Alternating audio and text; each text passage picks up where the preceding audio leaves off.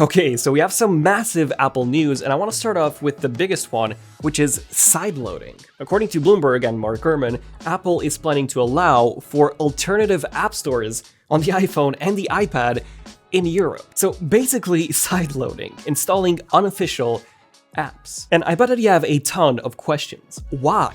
Why now? How will this affect the security of my iPhone, and what advantages will I get? Well, in terms of the why, Apple has had a lot of backlash from large developers, such as Epic Games, who are not happy about Apple's 30% cut on the App Store. Some would say that 30% seems fair, as Apple's providing the infrastructure, the platform, and the tools for developers to even make money in the first place. At the same time, Epic Games, who's a multi-billion-dollar company, well, for Epic Games, 30% is actually a lot, literally in the hundreds of millions a year. So of course they're not happy. Who would be? In fact, there's plenty of unofficial stores on Android, the Samsung Galaxy Store, the Amazon App Store. Did you guys know that that was even a thing?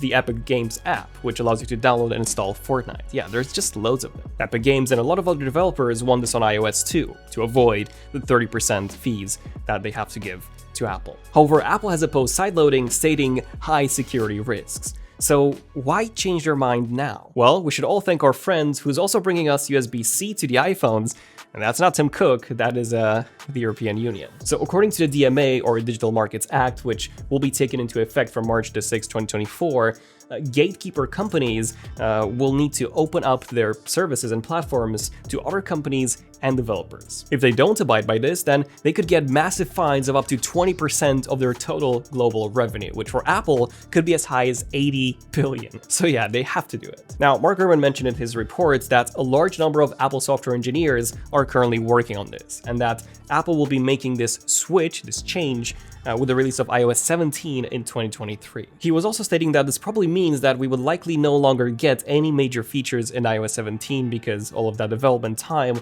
is going into this sideloading. So now you're all probably wondering, how will this actually affect the security of your iPhone? As according to Apple, this was the reason why they just didn't want to do it. Well, it's simple. It won't. Why? Well, just take a look at the Mac. On the Mac, you can install apps from the App Store, and also install apps from other app stores. For example, the Epic Games Store, Steam, Setapp, and individual developers too. In fact, you can also download apps from websites. And do you know how Apple solved this security risk? Well, they use something called Gatekeeper, which enforces code signing, and only apps from identified developers are allowed to be installed. Now, you can bypass this if you really want to, but the default user simply won't, and that's because it already works great. You can install basically anything you want without any issues or any risk of malware. So mark my words, Gatekeeper is 100% coming to iOS. But okay, what advantages would we actually get, aside from the obvious? Well, aside from being able to install Fortnite and any app that you want, there will be a couple of extra advantages too. You see, according to this new law, Apple would also have to open up NFC to allow for Apple Pay alternatives, which means that we could actually see Google Pay on iOS, giving Android users an extra incentive to use iOS because a lot of their apps and services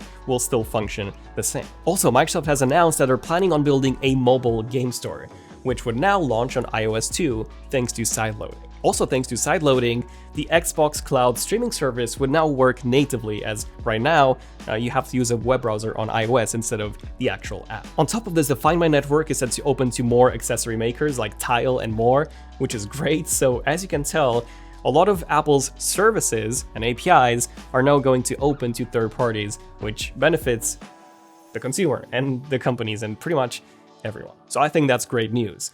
Then at number 2, the second big Apple announcement is iOS 16.2. This is now live with a couple of very big changes. For example, the always on display. You can now disable the wallpaper and just have it, black, like on Android. And I think that this is a much better always on display because it's more minimal, consumes less power, it's just better. Then we also have Apple Music Karaoke. You can actually see real-time lyrics on the screen and also adjust the volume of the vocals in the song so that you can hear your own voice better. But unfortunately, you do need an iPhone 11 or later because according to Apple, all the processing is done on the device. And we also have something really cool called Advanced Data Protection. This is a new toggle in the settings, and essentially what it does is that it encrypts the iCloud data with end-to-end encryption. You'll be given some recovery keys, which means that if you forget your passwords and you also lose those keys, there's no way of recovering your data. Apple will simply not be able to help you. This also means that if the government asks Apple to hand over your data, they won't be able to. We also have the Freeform app. Now, this is mostly useful on the iPad,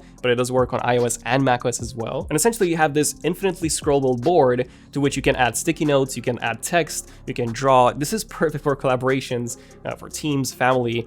Yeah, it's a pretty cool app. Who knows, we might even give it a go here in the office. We also get Stage Manager with external display support on the iPads, which was actually disabled in iOS 16. This has now been re-enabled on the M1 and the M2 iPad Pros, meaning that you can have up to 8 apps side by side open at the same time instead of just 4. On the older iPads, the A12Z and the A12X iPad Pros, you can still use an external monitor, it's just that you won't get Stage Manager with that. We also get some new lock screen widgets. For example, we get the sleep widget, which is quite useful, as you can now see the time you were asleep straight onto the lock screen without having to open up the health app. And you can also add a medication widget that will show you the medications that you have taken and the ones that you have to take during the day. The third piece of awesome Apple news is the MacBook Air, which apparently is getting an OLED display according to Russ Young, which has had a very good track record in the past. So apparently the 13-inch MacBook Air, the 11-inch iPad Pro, and the 12.9-inch iPad Pro will all be getting an OLED display in 2024. And not just any OLED display, this will be the dual stacked layer model for extra brightness, which means that the 2024 MacBook Air could be just as bright as the 12.9-inch iPad Pro, so it is likely getting XDR support. Not only that, but apparently promotion will be on all these 3 devices. So yeah, 120Hz on the iPad Air, and that would be the perfect device for me. As I mentioned on Twitter, I absolutely love the recent M1 MacBook Air that I bought, as the battery life is simply outstanding. I'm getting like 12 plus hours on that compared to 4 to 5 on my MacBook Pro 14-inch. The display is indeed a major downgrade in terms of color, black levels, and fluidity, since we don't have a mini LED 120Hz panel, but other than that, it's great. So a MacBook Air with that quality of the display as the 14-inch would be just the perfect device for me. And of course, with dual monitor support. And number 4, we now have emergency SOS in the UK and in Europe, more specifically in France and Germany. I was recently reading the story of how 2 people fell into a remote canyon and they had no cellular signal, but luckily one of them had an iPhone 14, so they were able to call the emergency services, or more specifically text them via the new emergency SOS mode, and they were able to be located literally to the exact coordinates on the map and also be rescued. So emergency SOS is one of those features that most people would never use, but the ones who will end up using it might actually save their lives. Yeah, there are some great deals right now on the M1 MacBook Air for the holiday season, so simply tap on the YouTube shoppable cards below to check those out. Are you excited to see sideloading on your iPhone? I'm Daniel, this is ZONEofTECH, and I'll see you guys in the next one. ZONEofTECH, signing out. Cheers.